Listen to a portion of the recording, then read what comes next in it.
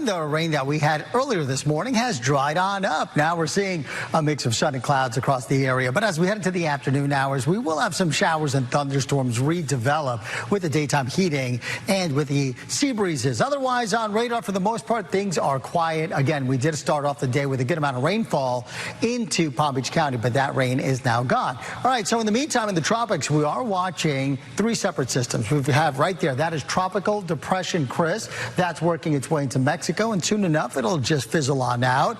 This right here is a very powerful hurricane, and then this right here, that is another wave that we're watching. But we begin with Beryl. Beryl's a Category 4 hurricane. This is a monster of a storm system. It is producing winds of 130 miles an hour, and it's a very well-defined hurricane. You can see the eye wall right there, and in fact, as we speak, it is approaching the Windward Islands. Again, a Category 4, moving quickly at 20 miles an hour. Beryl will work its way across the Caribbean as we head into the next several days. In fact, by the time we get to late Tuesday and into Wednesday, at that point, it's expected to interact with some wind shear. So it should weaken down to a Category 2. And then after that, it's going to make a run towards Cancun and the Yucatan, and then eventually push into the Bay of Campeche. But right behind Beryl, there is another wave that we're watching. Right now, a 30 to 60% chance that it does develop. If it does become a tropical storm, its name will be Debbie. And notice the track. It is pretty much the same track as Beryl, working its way across the Windward Islands. And then eventually, 5 days from now,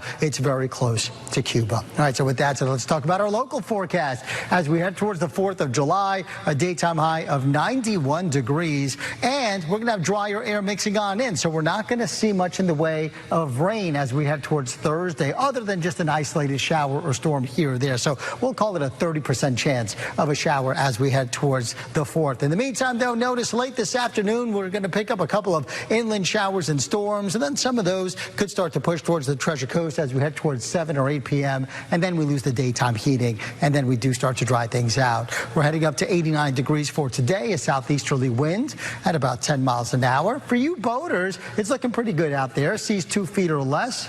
Inland waters will have a light chop, and here's your first alert 7-day forecast. Tomorrow, again, about a 60% chance of a shower or a storm, but we're drier by the end of the week.